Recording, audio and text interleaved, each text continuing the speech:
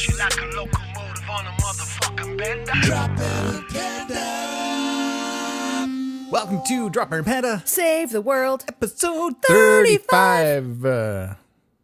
We planned that. Yeah, it's so good. We didn't plan it. We're in sync. Bye, bye, bye. Is that in sync? I honestly don't know. It's way before my time. Or after my time. I don't even know. It's early. Yeah. Hey, happy St. Patrick's Day. Happy St. Patrick's Day to you too. Thank you. And to all of our friends who are Irish and those who wish they were. A lot of people wish they were on St. Patrick's Day. Top of the morning to you. It's a weird day. It is a weird day. Apparently, all Irish do is drink beer and dress like leprechauns. Isn't that every day? Every day in Ireland. Do you have any plans for St. Patrick's Day? Not really. No, I think I'm gonna keep it on the DL. Yeah. Yeah. I might buy a 4-pack of Guinness, maybe. Perhaps Nice. I'll share with you. Oh, Not sure. Yeah. I don't know. I don't know. Yeah, no, I got nothing. I don't plan on going out because we did have like a weird experience, and I tend to think that those sort of drinking holidays are ones that I should just not be around. I agree. The last time we went out for St. Patrick's Day was a bit of a gong show. Yeah, let's give us a recap. Oh, okay. Well, we went out with some people. We did. Drinks were had. They were. We went out for a number of hours. Yes. We went to a few places. Uh-huh. There was some inappropriate touching from stranger number one. Yeah. This You know it's going gentleman. to be a good story when there's stranger number one. Yeah, stranger number one. So Dropbear here was like, "Oh, hey now, Yep. that's not allowed." Yep. And then stranger number one said, "Hey, let's take this outside." So Dropbear said, Yep. "Okay." Let's do that. Let's be clear. Stranger number one did not inappropriately touch Dropbear. He touched a panda. Yeah. And then, so... It's like the bike racks at 3:30. Yeah, exactly. So... And I just got this big smile on my face. Yeah, and I want to say that this kid like jumped up on the top of a bus station... A bench. A bench, Yeah. yeah, a bus station bench. Oh, yeah. He was, To he look was, he was- taller. He was ready to go. He's a And- pretty tall guy to begin with. Was he? I don't even remember. Yeah. I remember him being wily. Yeah. And then when all of a sudden... So things are about Next- to go down. He's on Things the are- bus bench. Yeah, Or on he's the- ready on the- to do he's a on the pile park bench. driver down on your head, apparently. Where in the bar next door, the pub next door, pile out 3 or 4 other Yeah. strangers. Stranger 2, 3, and 2, 4. 3, and 4, Yeah. where they proceed to hurl racial slurs at stranger number 1, where Dropbear steps between everybody and defends stranger number 1 from stranger 2, 3, and 4. From this bizarre, out of the blue racial attack. And suddenly I'm defending his honor. While defending mine at the same time. Yeah. And then after that got diffused, we sat down and I explained why you don't touch people inappropriately. Yeah. And yeah, it was a weird night. But I think he learned his lesson. And that was the first time I ever played Buck Hunter. Moral of the story, don't touch people inappropriately, and look what happens when you play Buck Hunter. Right. The whole world just goes to shit. Oh, it's your fault. Buck shaming. You should see my face right now, people. Anyways, yeah, drinking holidays. Oh, and then there was last year's Robbie Burns Day, 2017's Robbie Burns Day. Oh, we're not going to talk about that. Yeah. I was very excited about that day. Yep. And I drove you home by 6 p.m. That's all we're going to say about that. Yeah, well, I will say though that it's not entirely all my fault. It's when Callum and I get together and haggis is had. You didn't even have haggis that I night. did have haggis. You had like half of a teaspoon. No, him and I had haggis at Oh my god. Kensington Pub. But you did not have haggis all the other times, and No. he did not stand on you and pour No, we were going Lagavulin down your We were throat. going 1-to-1 with the yep. Anyway, so I tried to do 1-to-1 once with my UK friends, and that also ended in disaster. So yeah, I'm don't even try. pretty sure Callum and I almost both of us ended up in traction that night. So here's another moral. Uh-huh. Don't try to keep up No. with anyone No. from the UK. No. Really? Or from Europe? No. I think. Yeah. They are champions. Yeah, absolutely. The Don't moral... try and outsmoke somebody from Amsterdam, Yeah. and don't try and outdrink somebody from the UK. And that's our whole episode about saving the world. Good night. And we're out. I do want to stress, though, just a little, this was supposed to be a little quick blurb about Yeah. St. Patrick's Day, but I want to say if you want to spend a good little bit of St. Patrick's Day, grab a Guinness, Yep. sit down and watch some Foil, Arms and Hog. They're an Irish trio who do little short comedy skits. They are what we want to be. Yeah, they are low budget. They are brilliant. Yeah, when we grow up, we want to be Foil, Arms, and Hog. They have no idea we exist, but we are huge fans. Oh my God, they're so well. They're clever. They get like really just one camera, kind of no set. Simple. When they play women, they just put horrible wigs on their heads, and it works. They are great. so good. So we're gonna put links to their stuff because They've got some stuff about Brexit. Brexit. They have stuff about St. Patrick's Day, and this is a good way to lead into Right. Brexit. Yeah, so that's a mess. So we went to foreign correspondent Michael McNulty across the pond, as it were, to find out what the hell is going on over there. which is hilarious. So he's like, you really picked the wrong person for this because he is the last person to ever talk to about politics. Right. But I was like, hey, I chat with Michael every once in a while. I'm like, he might be tickled pink to know that I'm asking him this. And he's like, oh God. Or he's just Why? like, don't have permission to use my name. Anyway, Michael McNulty. This is his address. This is his phone. No, I'm just kidding.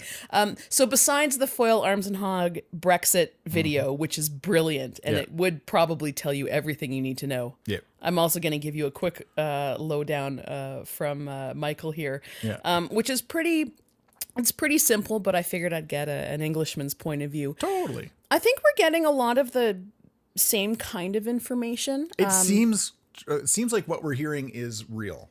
If we're getting multiple sources, we're getting all the same info at least. So basically, how it goes is Elizabeth May. She is the Prime Minister. Yes. It's the First Minister. The Prime, Super Prime, like Optimus Prime.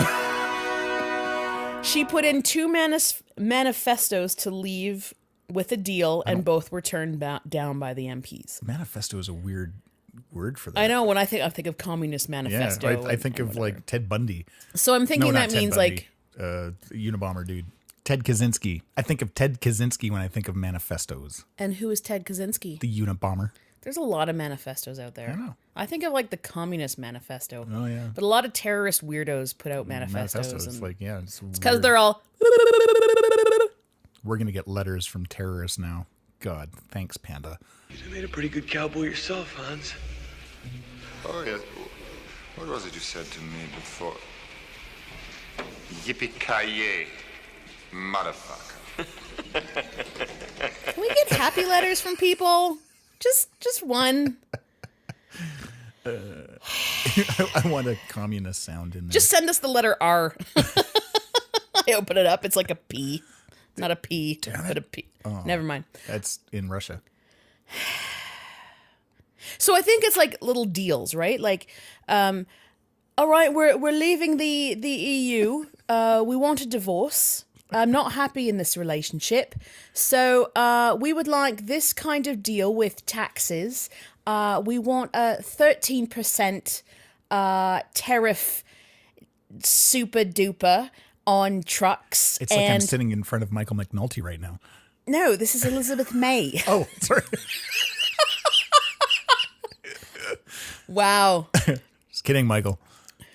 Sorry, keep going. You're doing great. Jesus Christ. 13% tax. I'm trying to think of what would be in this like giant binder of stuff, right? Like how much wheat and we want croutons and how many refugees get moved around, and like this kind of stuff. I think that's what it means. Are right? refugees like are they or like immigrants and how freely people can move across I don't know, like manifest rules, rules and regulations and whatnot. Now It's it's kind of weird though. I'm just going to jump in here because if you're leaving, there's no deal. You're done. And now you make up your own rules. So then, the UK can be like, oh, we're going to do this, and this now. Yes, but the problem is that the UK is depending a lot on Europe for stuff, and they have a lot of deals with it. It's sort of like NAFTA, right? Like when Trump was like, screw NAFTA, Mexico and Canada were like, you can't just say screw NAFTA. Like there's tons and tons of like bigger picture stuff you have to think about, right? Softwood. This is the Water. hardwood. Hey. Tons of things that you have to think about, including travel, like travel restrictions, like can you go on vacation? Is everything going to cost more, cost less?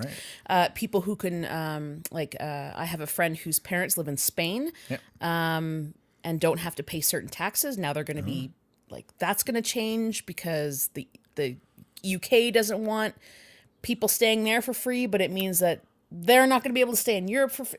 Anyways. So she then put in one to leave without a deal. Yeah. Like, can we just leave right now anyway? That was also turned down. A manifesto. Oh, okay. A manifesto. Oh, no.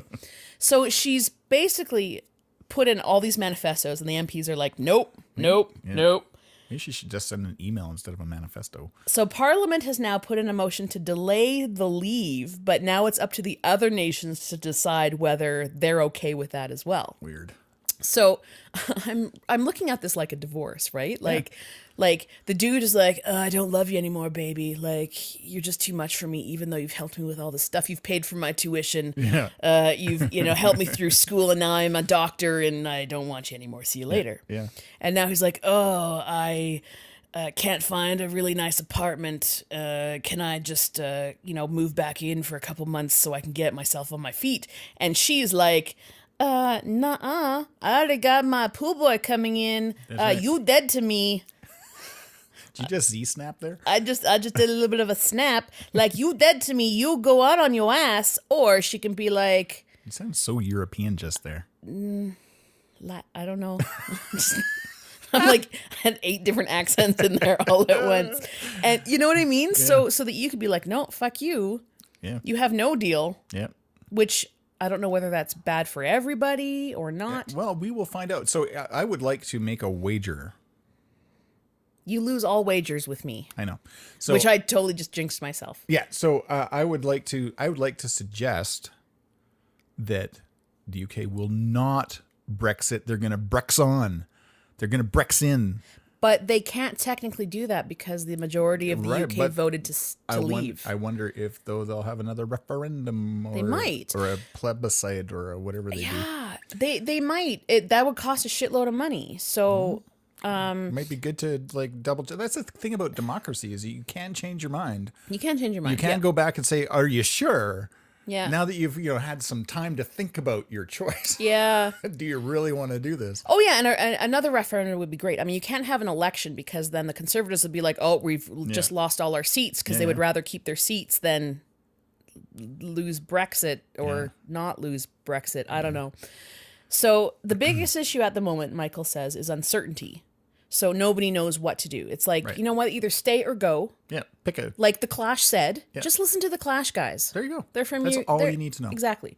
Many companies are preparing to leave the UK, and therefore that's putting a massive strain on the economy. Yeah. Michael is a self-employed worker. He's found his job is incredibly quiet. Yeah. So, work is hard to get. The UK was complaining about the recession, and now they're even basically more in trouble because nobody knows what the fuck is going on. Yeah. It's almost better to just be in the shit than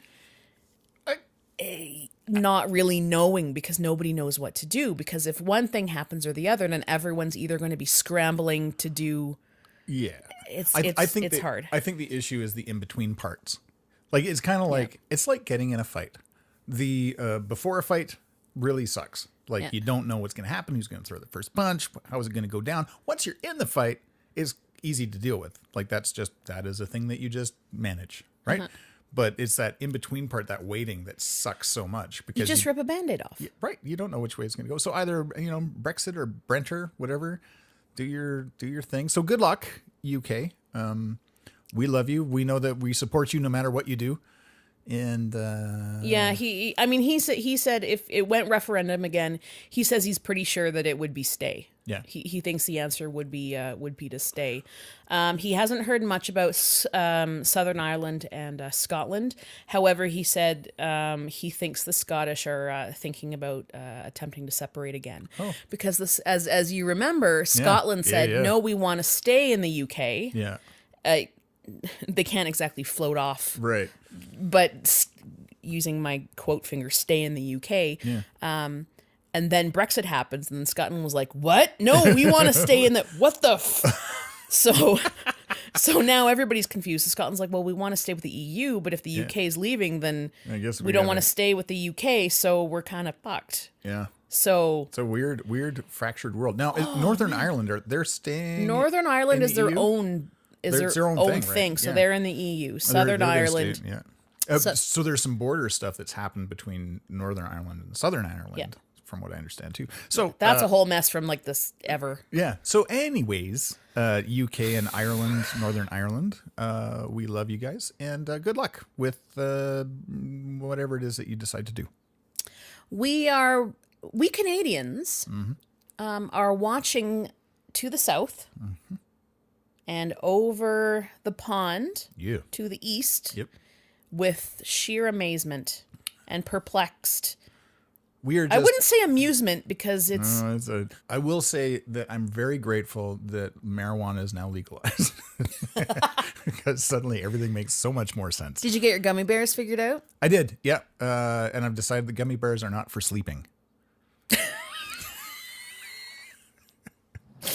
Mostly Maui Wowie, man. Yeah, but it's got some Labrador in it. Cool. That's my note with that. I have found a really great strain of cannabis from Green Society. It's not just from Green Society. You can get it all over the place, but it's called King Louis XIII. And my God, is it good for sleeping? Okay, Google. Who was King Louis XIII?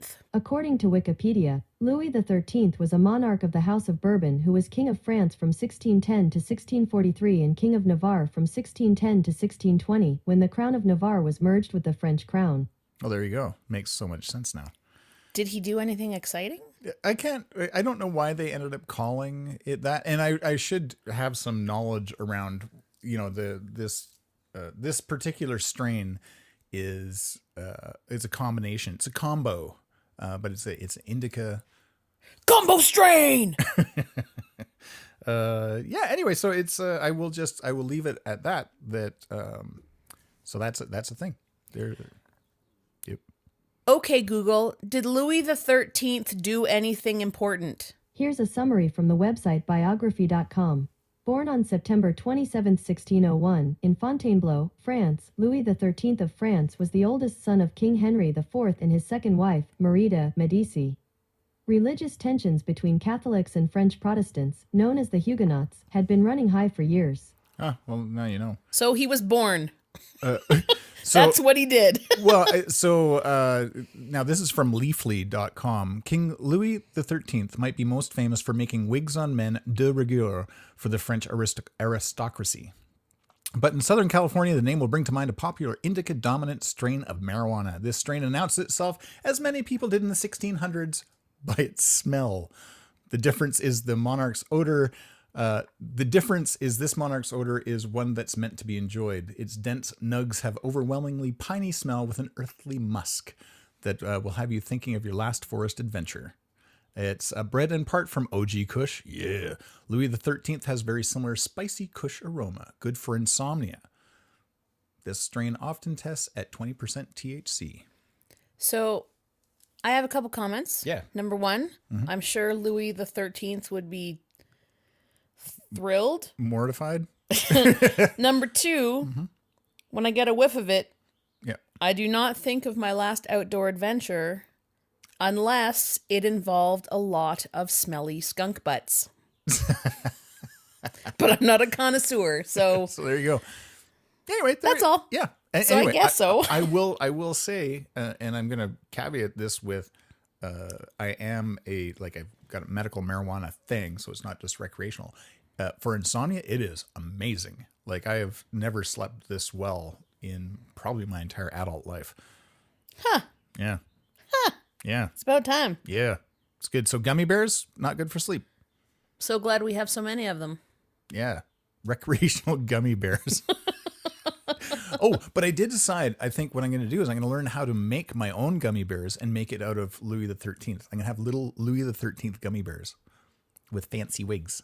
Anyway, so unless I can find gummy bears that are made from Louis the 13th, they're no longer, they're verboten from my sleep pattern. Cool. Yeah. So what else is going on right now? You've got the list. Oh, man. Well, I'm going to tell you this. We went and saw Simon King last night at Fitzsimmons Brewing Company in Airdrie. My God, their beer is good. It is. Well, I didn't have any last night, but I know I've had it before. They've been a sponsor of this show. Yep. Yeah. So anyway, we went and saw Cody and Pamela up at Fitzsimmons. Barry Piercey was up there. He was hosting. I helped produce the show, and I stamped some people. Yeah, and you were like working the door for a bit. You being all intimidating, like, hey, here's your ticket. Yeah. And it was a really good show. Oh Victoria Banner was there. She did really well. Simon King is like the funniest guy. Oh my God. Like, I could barely keep up. I was cry laughing. Yeah. Yeah, it was good. There was times like long periods of time, like I'm talking 10, 15 minutes, I could barely breathe. Yep. And just trying to keep up with his stuff, like, blown away. So Robin Williams said he's fucking amazing and well earned. Doug Stanhope said wicked fucking funny. These are top tier comedians who are just like, yep, that guy's legit, and he was fucking good. I have not seen anyone that funny in a really long time. Yeah. And it's like he spoke to us. He needs his own Netflix show. Oh, yeah. Like, that was top notch. Yeah. Good. Yeah. And I think you guys are talking about maybe doing a monthly or bi-monthly or something show at Fitzsimmons. Yeah, it's going to be taproomcomedy.com is where. Ooh.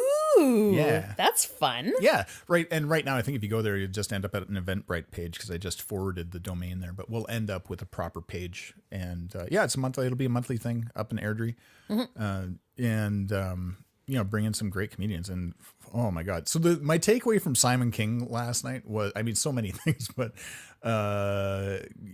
social media is balls. So just don't do it. But be interesting. That was kind of my takeaway is, stop fucking living a life online and social media raging and just live an interesting life. Yep. That was my takeaway. So thanks, Simon. You kick ass. And he certainly does that. Yeah.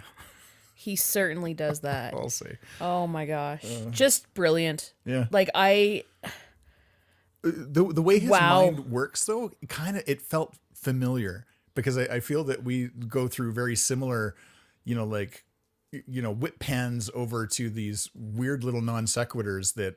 But to do it that well for a whole hour. Oh yeah. An hour and a bit or whatever, and just flawless. Yeah. My brain just was on fire for the whole hour. It was incredible. It was really well done. Anyways, we'll put props links to you, Simon King. Yeah, and we'll put links to his because you can buy his albums or whatever, download his stuff, and you should because it's worth hearing. Like, he's got a voice worth hearing. Yeah. Oh, and you can hear it.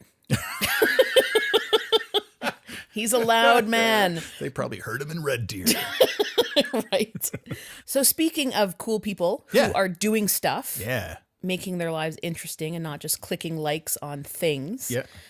There's no slacktivism here. Greta Thunberg. Yeah. Oh. She is a 16-year-old girl who looks like she's 12, who has been nominated for a Nobel Peace Prize. Isn't that cool? She does... the hashtag is Fridays for Future. Mm-hmm. We're recording this on Saturday, coming out on St. Patrick's Day Sunday. But yesterday, there was a school walkout, I guess, for climate change or against climate change. Yeah. Is it just one week? Like, is it? They've been doing this for, I guess, kids in Belgium started walking out in like January. Really? Like this is every Friday. She's been doing this, I think, every Friday. So she's been nominated for a Nobel Peace Prize for climate activism. Wow. If she were to win, she would be the youngest recipient since Pakistan's Malala Yousafzai. Oh gosh. Since Pakistan's Malala, I'm sorry, but yeah, that's fine. I can't pronounce. And she was 17 when she received the prize. Wow. Now there's tons of people can get nominated for a Nobel Peace Prize, but the fact is that she's doing something. She's 16, and That's really cool. It's getting around. Do something interesting, people. She has launched a mass movement, and it's also seen as a major contribution to peace, because if climate change turns out to be a huge thing, if we don't get our butts in gear, there's gonna be like a huge mass exodus of people moving from one location to the other. There's gonna be refugees. There's gonna be wars. There's gonna be. Well, you went and saw a talk like a couple of years ago, sort of along that. Yeah, so Gwyn Dyer, he's a military historian from Canada. He's a brilliant man. He's got some amazing books out. And years ago, I went and saw him talk when his book Climate Wars came out. And he was mentioning that the UK was either talking about or gearing up for beefing up their military for when mass migration mass migration from like Portugal and Spain and Greece, because it's going to get to a point where it's going to get so hot and arid that the populations are going to be moving up north. And because the UK is an island, their climate is gonna change, but it's still going to be a little bit more temperate, I guess, or still a little bit more controlled than the rest of Europe. So they're going to have to defend their borders, and that's going to... Wow. I mean, this could be still 150 years from now, but it's a thing. It's going to be a huge problem. Greenland is a pretty big place. So she's a Swedish teenager who describes herself as a 16-year-old climate activist with Asperger syndrome. She first staged a school strike for climate change in front of the Swedish parliament in August last year. Wow. Yeah. And she got nominated by 3 MPs in Sweden. That's amazing. Right? Oh, we need more of that, please. So... Damn millennials. Is she technically... She's a post... I don't know. I don't know what's Labels. next. Oh, no idea. But... So just to put that... so she was born in 2003. So the third year of the first century of... Not the first century, the third year of this century. So it just boggles my mind sometimes when I think about like 19-year-olds like never lived before 2000. Yeah. So it's weird to think that she's done more in her life at age 16 than I have. What was I doing? Oh man, at 16, I think I was going to see a GBH concert. I think it's 24. I don't want anywhere into. I was way out of. Anyways, anyway, I'm old. Way to go, you. Yeah. So hashtag Fridays for Future. Kids are walking out of school to go protest climate change, and because politicians now and people now don't seem to care. There's also a big movement going on where you're taking a photo of a garbage place. I love that. With a bag, and then you take like the before and after pictures, which is fantastic too. Oh man, that's inspiring. I love seeing that. And I was actually talking with I was talking with my eldest son about that. And he was just like, man, that's so freaking inspiring. Like, because he's seeing it in Asia. Oh, Asia is yeah. I mean, I've only been to the Philippines, but it was yeah. Parts of the Philippines are beautiful, but there's so much garbage. But people are, now they're taking up the challenge. Good. How much? Now that's the generation that we want, doing challenges. Whoever came up with the Tide Pod challenge is an idiot. But, these are the kind of challenges we want. Yeah, but I'm really inspired by that. I think that's fucking fantastic. Oh, it's wonderful. And the biggest problem right now, they say that they're finding in birds is cigarette butts. Oh. And they're finding it in nests and everything, Well, that's weird. Cigarette butts is a huge, huge problem. It's like plastics are bad, but cigarette butts, they're everywhere. Gross. Everywhere. Gross. The worst part about cigarette butts is getting them in your face when you're driving a motorcycle down the street and somebody just flicks it out their window. I'm not trying to laugh at you, but that's terrible, but hilarious. It's a thing, and man, I get mad. Oh my god, that's awful. Like, that's why you get tickets, right? You flick it out. You can hit a motorcyclist. You can start a grass fire. You can I just had a visual, and it was not good, but funny, but not funny. But yeah, I mean, just climate change is a thing, and I mean, our winter. If I have another winter like we've had, I can't do it. Yeah. Panda pools in the summer are great, but we need another planet. So let's get on that. We need another planet? Yeah. How about we just save the one we have? Oh, that's a great idea. Yeah. Let's do that. Our podcast is, save the world, after all. And soon it'll be save the world. But it's hard with this one. Okay. It's super hard. Speaking of saving worlds. And leaving schools. I want to talk about saving little tiny robots. I want to talk about the school scandal. That's why you should walk out of school. All right. Yeah, do it. You go there and I'll talk about my thing later. Your thing's more fun, though. There's a school scandal. Yeah. Rich people. Nobody is surprised by it in the Nobody's least. surprised at all. I'm hopeful that so here's what I don't know. I don't understand like the whole crime side of this thing, but FBI investigation, like massive bribery and bribering, and I hate the bribering the worst. Higher education. You sound like someone who got bribed. Wow. I was going to say that this whole scandal, I'm really interested to see people get thrown in jail for doing this illegal stuff, like rich people getting thrown in jail for illegal. Like, I'm thrilled that this is like, I really do think that this has been an issue for so long that we've just sort of accepted as the norm. And we just sort of go, oh, okay, well, they're rich, so they can buy their way into whatever. I get it. Blah, blah, blah. Like, and if you think about it, like, we're really kind of living in serfdom down here. And with these elitists that are just, putting kids that don't care about being in. They clearly didn't care. Right? Yeah. Anyway, long story short, I'm really fucking happy. I hope that people go to jail over it. And I really hope that this is the start of a swing to America actually becoming great again and holding people accountable for their actions, and that we're not about the elitists and the rich, that we're about what's right. Yeah. Not that we're well American, said. but... Cue the applause. Golf clap. Golf clap.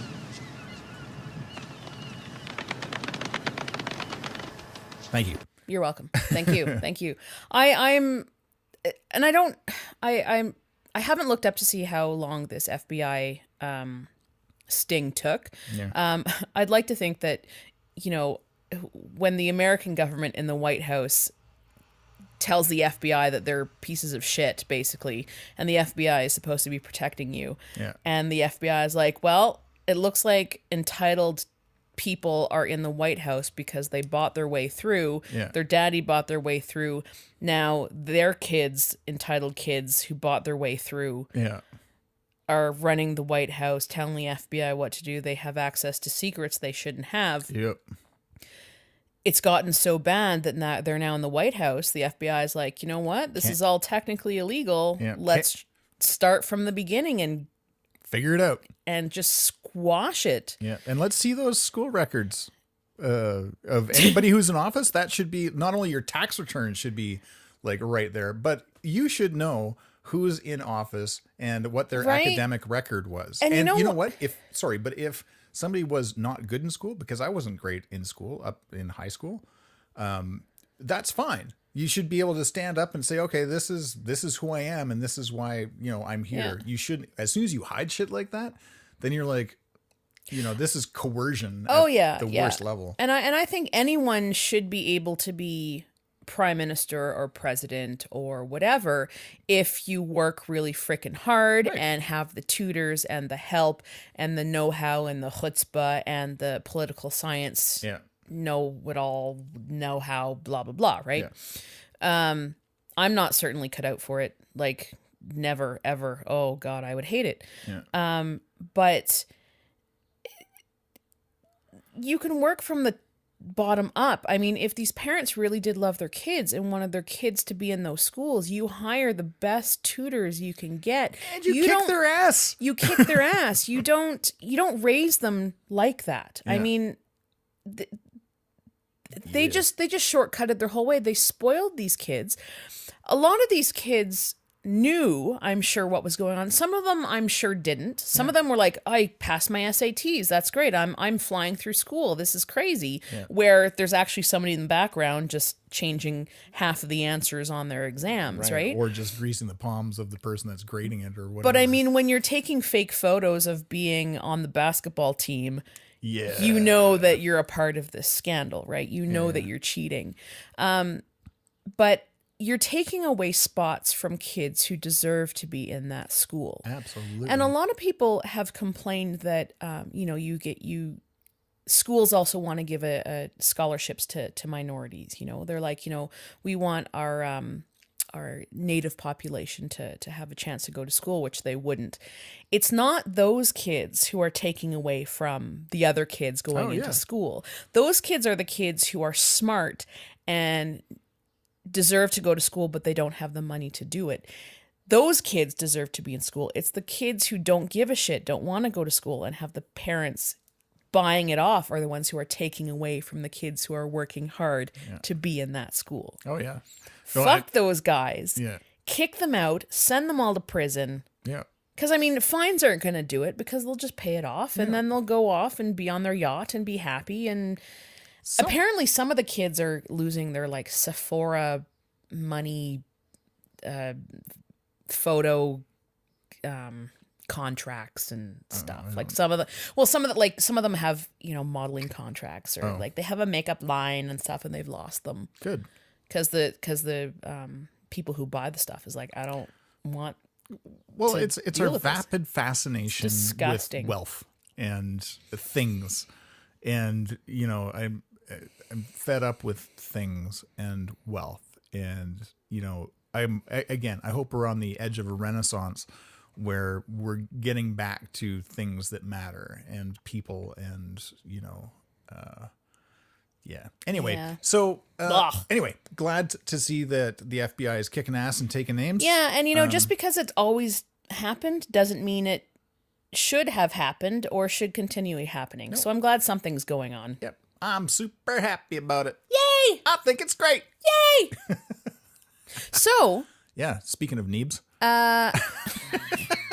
Your Neebs is not good. However, I also know that it is Neebs, so it must be fairly okay. It's got to be pretty good. For some reason I've been channeling Neebs all week. Yeah, it's been a little disturbing. I know. You're starting to give me that look like you are right now. Anyway, so to cleverly segue from that, anyway, so we got a VR game and I love it! And you love it so much. Up until you got to the water world. I freaked out a little bit. Without Kevin Costner. I also freaked out about that. Yeah. Oh. So it's Astrobot is the new thing. And it is, we talked about it a little bit last week. Yeah, it was the level on the game that I really liked, but Astrobot is my favorite. It's my favorite. I love it. It's like Super Mario Party, but it's like 3D world. And the world It's not Super Mario. Astrobot is not Super Mario Party. It is like Super Mario. Yeah, okay. Yeah. It's like Super Mario, but in 3D land, and the graphics are freaking amazing. And you have to find little bots because they all got taken away, and then you get like coins. And there's like Bowser rockets. And, oh my gosh! And there's like I was just on a. I hate water worlds though. Oh, I love the water world. It was like scuba diving without having to worry about breathing. Like it was so immersive. It was so. But I kept good. I was great at it. Yeah, you were. I really like that. And then there's like a roller coaster level, which bent my brain. That blew my mind. Astrobot 600 pandas out of 4. Yeah, nice. Yeah, the levels are getting harder though, and I'm getting way more frustrated as I'm playing them.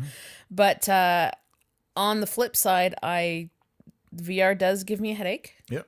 So I jumped into Borderlands last week. We had talked last week that I hadn't done Borderlands yet, right? And so I ended up jumping in. Oh my God. Like it is gorgeous. But it is nausea-inducing. We're talking VR sickness to the max. Yeah. Like I played for 5 minutes, and I had to take a break. Yeah, we had my friend, my brother-in-law play Borderlands because I was just showing him the console and everything, and he didn't get physically ill, but he broke out into a sweat and had to like go outside and get air. He was so ill. Yeah, it made him so sick. He was like, "This is amazing," and then 5 minutes later, he was like, "Can't, gotta." He was flushed and sick.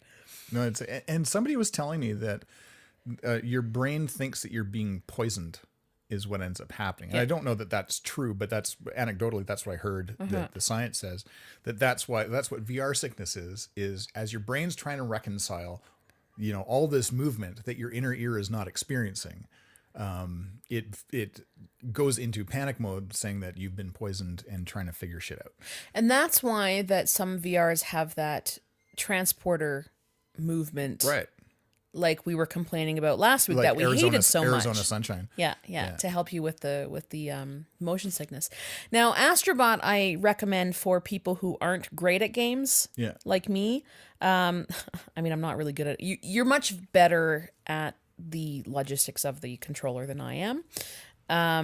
My one complaint about Astrobot is I can't play it separate from you. Yeah, and I don't know that you can save unless we haven't figured it out. Yeah. Like I started playing, I loved it, and then I was like, Mike, you need to play this. Yeah. So he went to the beginning and he couldn't start a green Astrobot. Yeah. Instead of my blue, like Luigi versus Mario versus Peach or whatever. So if he started a new adventure, it deleted all my stuff. Yep. Which was fine because it's not a big deal. So we just started over. Yeah. But anyway, and maybe we'll figure it out. But I haven't spent enough time. I'm okay playing them over, but that's my complaint is that you can't play simultaneously over each other, I guess. But anyway, I love it though. Yeah, it's a great game, and I'm starting to get used to the headset. Like it's now kind of sitting comfy, and I understand where it needs to be. So it was a bit of a learning curve to go from the Vive to the PSVR. But my eyeballs seem to sweat too much. Yeah, you got to make sure that it's not sealed against your face. Is kind of what I learned. So you need to have a little bit. See, you lose a little bit of immersion. Yeah. But anyway, I'm going to give it 4.5 Dropbears out of 5 for the experience. For just in general? Yeah. I would say yes as well. Yeah. And I do like being able to use the PlayStation controller. Yeah. For some of the games as well, because I'm used to it. The little hand dildos, as fun as they are. and I mean, they're good for some things, obviously. Like, you couldn't play a Space Pirate Trainer with the PlayStation joystick. We cannot play Space Pirate Trainer really right now anyway because our room is weird. Yeah, and I don't know whether it's maybe we're too close to the camera or what the deal is. But we fit in, our area fits with everything else though. Yeah, so we'll have to figure it out. I don't know. Yeah, so Luke, if you're listening, yes, you will come over and play Beat Saber. Yep. We still have to figure out the logistics of our room. Yep. Our room is not good enough for guests yet. We might have to move our sofa around. Or, Dropbear and Panda Studio is a small studio. Mm-hmm. But we can, we might have to rearrange some stuff. Yeah, exactly. Yeah. We might have to put the TV on the wall or something. Yeah. We're also busy. I've also had migraines every second day. Yeah. For like the last 6 months. But so it's +5 today. Which is why you have a headache today. Yeah, I had disco caterpillars.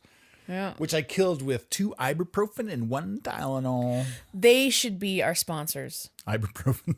Ibuprofen and Tylenol. Really. Yeah. Yeah. So how are you going to save the world this week? I am going to... You're not going to believe this. Probably not. I'm really into this right now.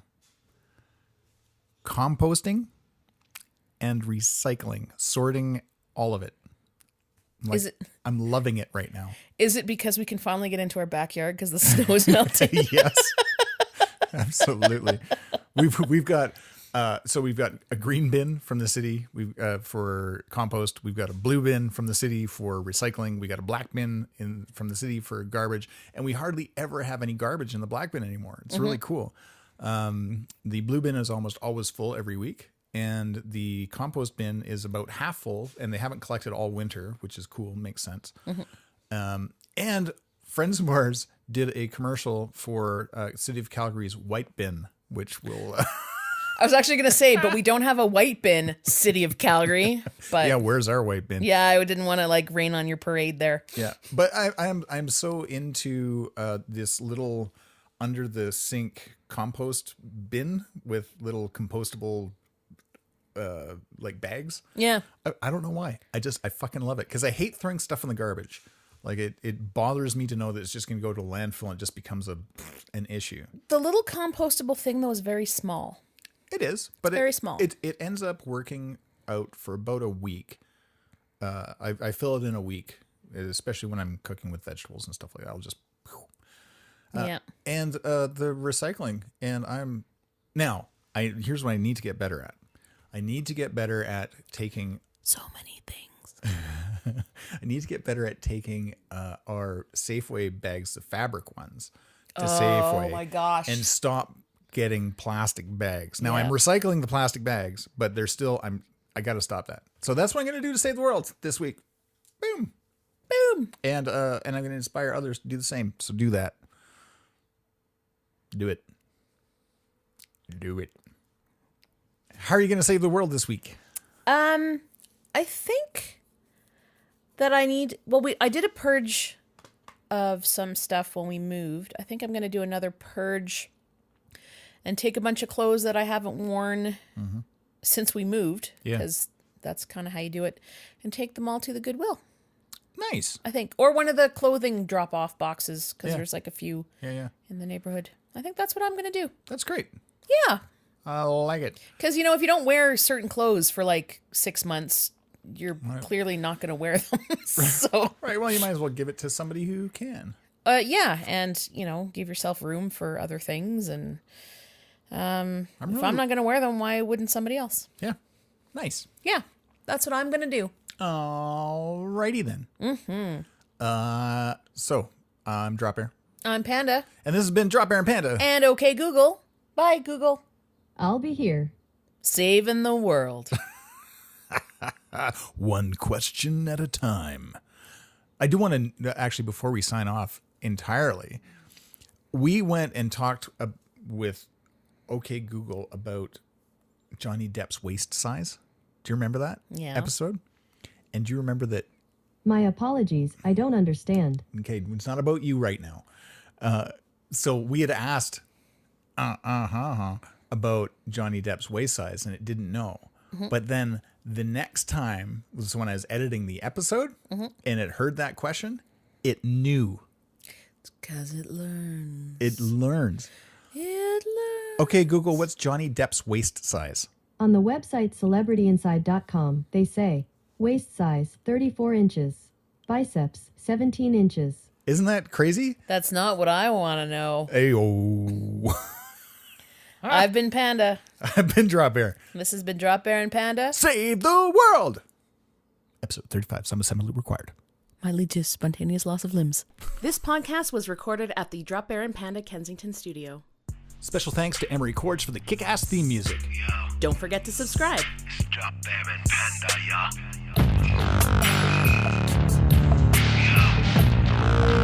Dropbear and Panda, yeah. Dropbear and Panda, coming at you, Panda. Coming at you like a locomotive on a motherfucking bender. Yeah, tell my culture now, watch out, follow me. Yeah, with Michael Doggies, yeah, you be checking on the flow, yo. Checking flow, bitch, you was quick, you can't pick my medical ranges, angles, tangles. You get tangled, twisted side effects, child should be. Can't compete with the owls that devour. Yeah, with the owls that devour, yeah.